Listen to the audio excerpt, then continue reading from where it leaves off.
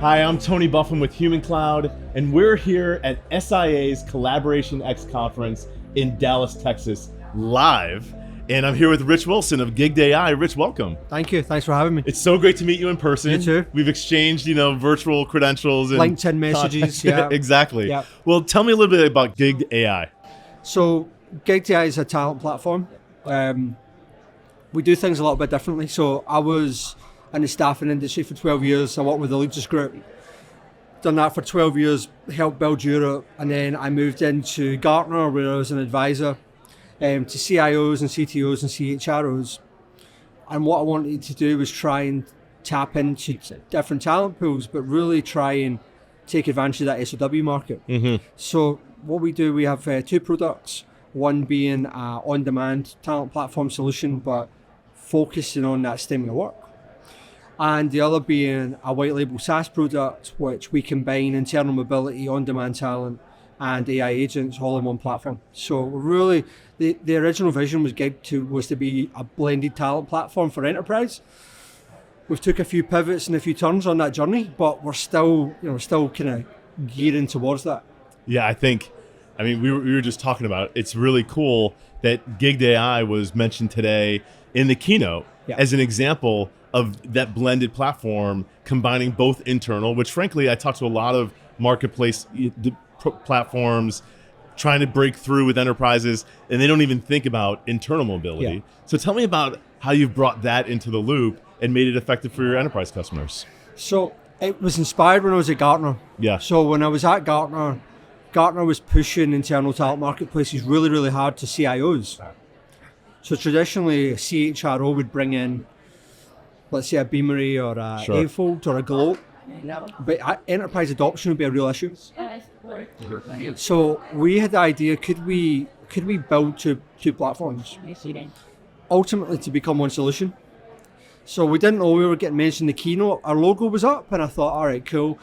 So it was mentioned in the first 2 slides. So I thought, that's cool. Yeah, and then second last slides, there's actually a case study about what we've built. Awesome. So again, didn't know that was coming. So, but for us, the reason that we try and do both is that we found if we're just an on-demand talent platform, we struggle to get high up the food chain. But if you talk about internal mobility, you talk about AI agents, you talk about skill orchestration, you can go higher up that food chain. So again, we don't try and push either product. We try and understand what the pain is. Then we can apply a solution, but then we're going to try and cross-sell that solution. Sure. So that's how we're trying to attack the enterprise, right? Path of least resistance. Don't go in with a $1 million enterprise sale. Try and go in, land and expand. It's quite I come from the staffing industry, so it was very much you go in, you break the account, and then you grow the account. We're taking exactly the same approach, but because it's a platform, once we're in, we can scale quicker. Yeah. We can add users quicker. We can use product-led growth tactics to then get more people. So again, we're pretty old school tactics, but applying it to new technology. I spent a bit of time in this space, both as an HR leader using external platforms and promoting, the use of talent marketplaces. Yeah. I 100% agree, not just with internal mobility, but platforms in general. Adoption is a challenge. Yeah. And you mentioned that so I'm really interested in what you saw in terms of the challenges with adoption with internal mobility platforms. Right. But how are you solving that with your business in both products? Yeah. So the internal mobility part, what we've realized is that you start small. So we are not trying to sell the enterprise top down. So we're not trying to go in like 10,000 employees on a platform. We're taking a proof of concept.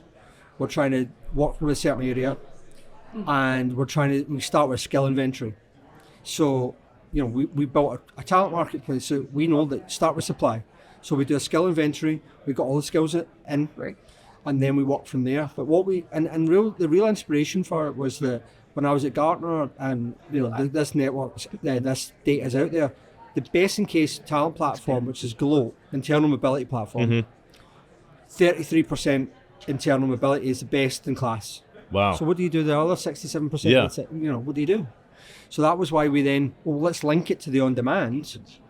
And then if they don't have an internal hire, they can then get one in on Oh, demand, sure. or they can have one for an agent that they've built. So really, it's just following a kind of sourcing strategy.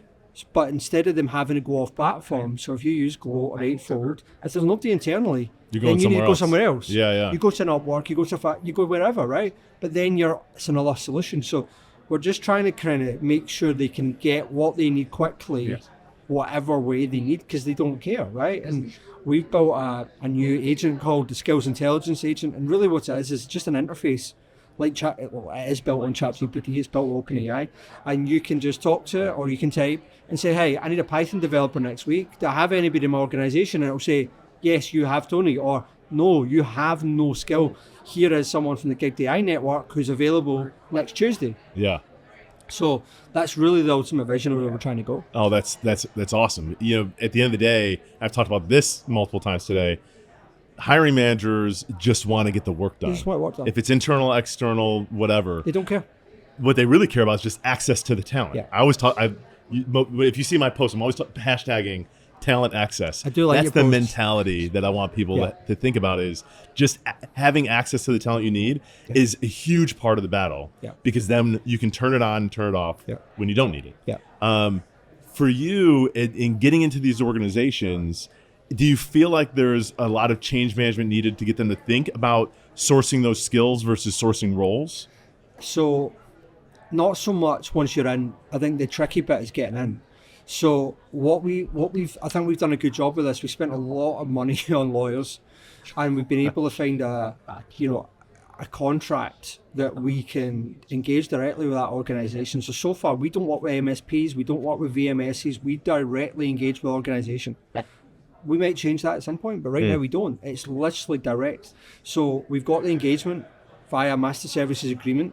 That'll have an addendum for the software. So to your point, then we've got the agreement. They don't care how they get the talent. They just need work done. So I've spent a lot of time working on, like, even the EUR compliance part, making sure that the barriers to entry, because it's like hiring a contingent worker or even internal mobility, it's not easy. So try and take away as much of the red tape as you can. Of course. And make the barriers to entry and make it easy for that hiring manager to buy. So we'll get the master services agreement in, and then we'll start selling. And we'll have the engagement, and then we use product-led growth to get all the hiring managers in, and we upsell, cross-sell. So Yeah. once we're in, we're really sticky, but it is hard to get in. It is hard to get in. But we found it, and we white glove it. So we've got an amazing customer success team. They'll do the first few gigs. They'll show you how it works. They'll kind of do it for you. And then we tried just to self-serve, just say, here you go, on board. It didn't work. Yeah. Even with internal mobility, they're like, I don't want to post a gig. Yeah. So we try to make it, try and reduce the steps of hire as much as possible.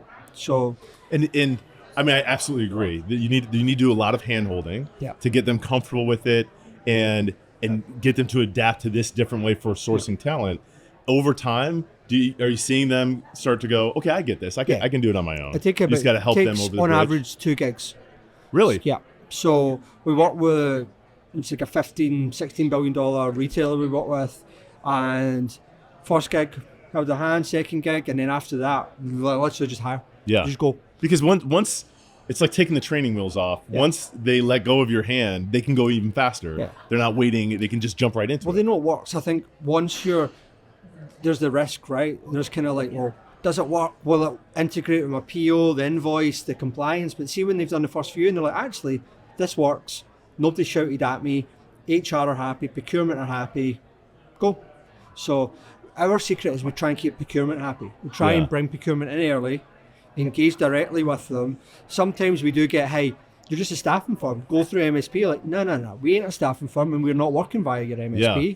So, no. And then we engage and it works. So I think, listen, that's been my experience, is in working with procurement. They quickly want to stick you into a certain bucket Category. that they recognize like Yeah. everybody else.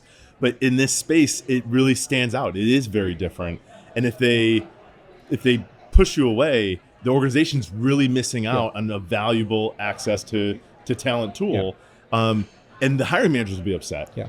So usually the demand isn't coming from procurement. The demand is coming from the hiring Absolutely. managers, people that need the talent. And they're the ones that if it doesn't work out with you, they'll people always refer to it as rogue spend. They'll circumvent and they'll just go on the marketplace or whatever with a credit card and figure it out. Absolutely. So when you say engaging procurement early, tell me about how that goes, because I got to think sometimes that's a tough educational process too, to get them to realize what's different about your platform. It can be, but I think so. We'll try and engage early. What we learned is we don't engage them first. So we did engage them first a few times, and with a really big company, and we got an agreement signed that went nowhere because we had no champions. Procurement were pushing it out, and they're just like, nah, don't touch it. So what we found is we can get the chief technology, chief information, or chief data officer. That's what we try. We don't really start with contingent work team or TA. They come in at some point, but we try and start with the most senior tech leader in the organization, get them on board. But then, probably second meeting, hey, who in procurement needs to come into this? Who do I need to be talking to? And then we'll very quickly understand, is this a CapEx or OpEx? Usually it's a CapEx. And we educate them. So where we try and engage is, even though we've got a software play, we don't usually start with a software play. We usually start with, hey, how do you buy from Accenture? How do you buy from Deloitte? How do you buy from UI? Right, we engage the same way.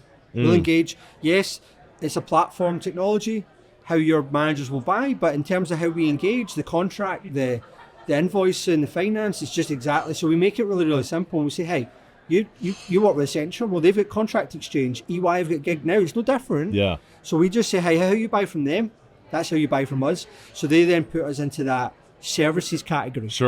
And then that way we can engage. We're still being managed properly, we're still onboarded, but that way we don't have the shackles that you maybe would have if it was through an MSP or whatever way. And we can have, which is really important to us, is we can have direct line manager contact.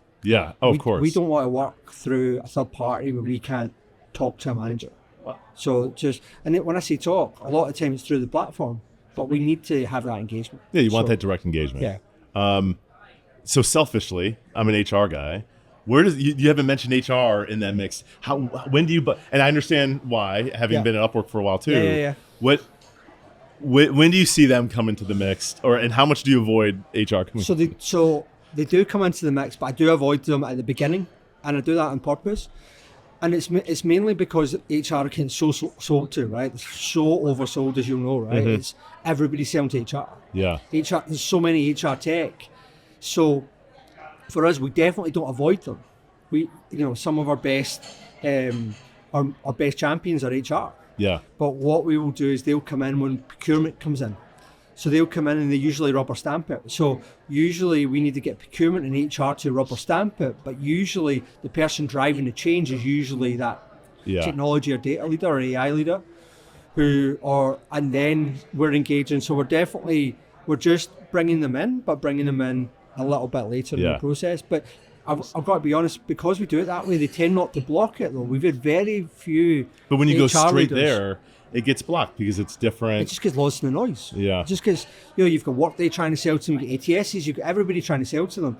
So we're going in, start a platform. They're like, yeah, cool, but if the tech team are going, hey, look, we really like a solution. Can we pilot it?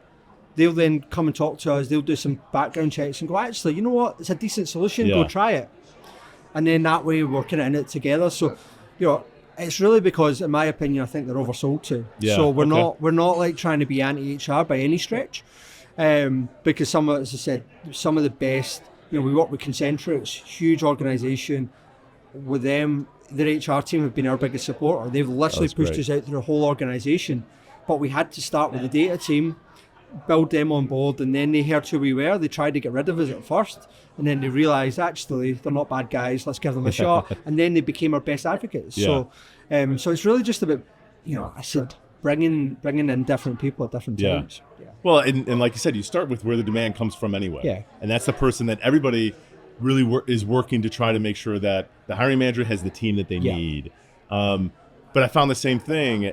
I think the reason I got passionate and joined Human Cloud, and really before that Upwork, is because I want HR to be the champion, just like the folks you described, because they could introduce to the organization a solution that solves a lot of challenges that they're running into every day. And how great for HR to be the one to bring the solution rather than just react to the solution. And helps get them in that front seat.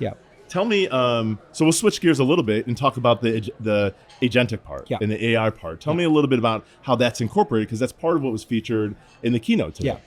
So the agentic, we thought long and hard about this, and we're a small organization, so we have embedded AI agents for quite a while, whether it be an assistant, whether it be custom GPTs. We're only 10 people, right? People think we are like 100 employees. We only have 10 employees, including me and Craig, right? So take a co-founder, there's 8 employees. Yeah. That's it. We use a lot of freelancers. We use a lot of partners like Human Cloud. But we're really tiny. We're probably the smallest startup here by a country mile. So so we were very passionate about it, but we were doing a pilot with a big bank, and I said, how many agents do you have? And they're like, we think 1,100, 1,200. Like, what? What who? And they said, OpenAI. We've been doing pilots. We've just been testing them all. And in production, like, yeah. Are they being used? Don't know. So they then said to us, because we were doing an internal mobility pilot, so they had 300 quant developers, pretty niche, across locations. So they wanted us to match internal, because you can't hire externally quants, they're just so rare. So they wanted to match them. And then they said, hey, by the way, we've got all these agents. Could you put them on the platform? And I was like, I suppose you could. So we went through, me and my co-founder and our tech team, we went and spoke to some other customers and said, how many agents do you have? Don't know. Are you going to build more? Yes. And we've seen that ServiceNow and OpenAI and Salesforce are all building their own marketplaces. Sure. So it was really a hypothesis, it was a guess, right? So we thought, well, companies have skills, they don't know what skills they've got. So that's where the internal mobility comes from. So you're building agents, how do you know what skill that agent's got? How do you skill tag it? Like a human. Yeah. How do you have a description? So you've got the description, you've got the API, but you're also being able to see when it was built, when it was last updated. So it's an inventory. Yeah. So what we really built was, hey, we built a skills inventory for your internal team. Can we build an agent inventory? So we just powered ahead and we call it bring your own agent, which is a real thing. We didn't coin that term, but we say, hey, we're not going to be another company building agents, but you're building agents. So let us do an inventory and add your permanent employees, their skills, and in the same taxonomy, we'll add your agent. So you can match either the task to an agent, or even better, a human with an agent to do the work quicker. Yeah. So it was really just from that one customer conversation. And then we just went, it was kind of one of those that we thought, well, let's just build it and they will come, which is not normally how we build product, right? Yeah. But with this one, that's the field of dreams approach. yeah, for this one, we thought, you know what, let's just build it as an extra feature. And, and you can see it in the demo. You can go in, I posted it on LinkedIn yesterday, and you can go in and just press find agent. It's exactly the same process, it'll just match you to an agent. Yeah. And it'll say, hey, OpenAI built this for your organization on October 1st. Wow. And then you can go on and just use the agent. So it was really about, I said, from that one conversation, that one investment bank saying, hey, could we do this? To then going, nobody else is doing this. It seemed like, one of those really simple ideas. Yeah. But we didn't have to build a new product. It's not a new product. It's literally just a bolt-on feature. So when we do the internal mobility platform, we say, right, do you want internal employees? Yes. Who? What departments? But now we can say, right, do you want the agent matcher feature as well? Yes, I want that. Cool. And then we build an environment built on Microsoft Azure. And then we give that environment, it's their environment. So that's how we get around all the cybersecurity issues. Because it's their environment hosted with their Microsoft credits. Because we're now a Microsoft Azure partner. So they can use credits to buy the software on their own environment. And then be matched to agents from all these different places. Oh, that's awesome. So like we're excited about it. Whether, again, it was one of these kind of bet features, let's build it and see. Yeah. But it's so great because it's like you said, those conversations start with how many agents do you have? Are you using them? Yeah. Once they're using this platform, they have answers to both of those questions. Yeah. Because I imagine there's lots of companies that know that the agents are being built all around their company. They don't know what they do. They don't know who's using them. Yeah. And now not only can they go find them and deploy them throughout the organization, but they can report on that use, right? Yeah. And the other thing you think about, so you think about contingent workers, Fieldglass, Beeline, you can go and say, right, how much did I spend? It's very hard to know how much you spend on an agent because that's not going through the VMS. So that way you can actually track the spend, track the usage. again, it's a bet, and we took it. Our team is good, right? So we built that. I went from idea to pilot to production in 3 weeks. You know? So it's it's out there. It's in the ether. Yeah. It's being used, but it's an option. So we say to the customer, "Hey, do you want?" My ultimate vision is, we go to the customer and go, right, but do you need the on-demand part? Hey, I need that data entry tomorrow. I need that whatever. Right, cool. Do you need that? Yes. Do you want to use the internal mobility module? Yes. Do you want the agent matching? And then that way we're actually deploying it as software, and then they've got all the aspects, and we can deploy it for a license. Because what we want to get to is away from the, hey, we charge 20% per gig. We want to get to a point where it's a license, they're using all modules, and they can hire as much as they want, and they're not paying a fee on every one. That's where we want to get to. It's predictable for them, it's consistent, and it's easy for you. You're not trying to, and it's not there yet. But the way I think, go back to procurement, the more we spend, procurement are going to turn around to us at one point and go, hey, you've got all the spend. Why aren't you going through my MSP? Why aren't you through this? And we go, all right, cool. Well, look, we can reduce the spend. Here's how we do it. We'll do it through a subscription. Because when I was in staffing, they come to us and say, hey, what's your margin? We're not telling you. And they've got this Mexican standoff, right? And then you ultimately have to tell them. Yeah. And then they go, shit. And then they move you to the MSP. And then and it's horrible for everybody. The freelancer then needs to go through a new supplier. You lose the customer. So our view was, well, why can't they just move it to a subscription? If they spend $100,000, we say, hey, you'd be better having a $50,000 subscription and having access to the AI agent matching and the internal mobility you don't have. Why don't you do that? Yeah. That's really where I want to try and take it. So usually when we get near the end, I ask people, what are you most excited about that's coming up next? That kind of sounds like it. Yeah, definitely. But is there anything else? Is there something else that's on the horizon that you're... No, it's really now about... that is pretty great. It's about, for us, it's really about, we've got some amazing customers. Yeah. But we need to scale it now, right? Sure. So we've not raised a lot of capital. We've raised, less than $3 million. We've got a small team. We're really punching above our weight. Yeah. And so for us now, it's the exciting part for me is obviously being here, I'm off to Austin to meet a big customer tomorrow. We've got some amazing RFPs. So for me now, it's just about trying to land some of these whales that we're trying to land, right? So it's less about new features and less about, it's now about, hey, we've proved it with some, what I would say, smaller enterprise, like, hey, $10, $15 billion companies. Can we really go to the larger ones? So for me, it's now about trying to scale the thing. Yeah. So that's what I'm excited and scared about it in equal measure. That's good, because if you weren't scared, you probably might be a little naive. Yeah. So for anybody listening to this that wants to learn more or wants to get in touch with you, where should they go? LinkedIn. LinkedIn. So I do all of, I post a lot. You post a lot. LinkedIn. Yeah, I see a lot of them. I post a lot of blogs. I love the industry, right? I love the staffing industry. I was a staffing geek when I was in it. I joined the industry when I was 21 years old. I love it. I've got a lot of opinions, some good, some bad. I'll always give an opinion. So LinkedIn, connect with me on LinkedIn. You can book a demo on the website, but LinkedIn's the best. All right, great. Yeah. Well, thanks a lot for joining me. I hope the rest of the conference goes great. Yeah, thank you. Good luck in Austin. Thank you. And it was great meeting you in person. You too. All right, thanks a lot. Thank you.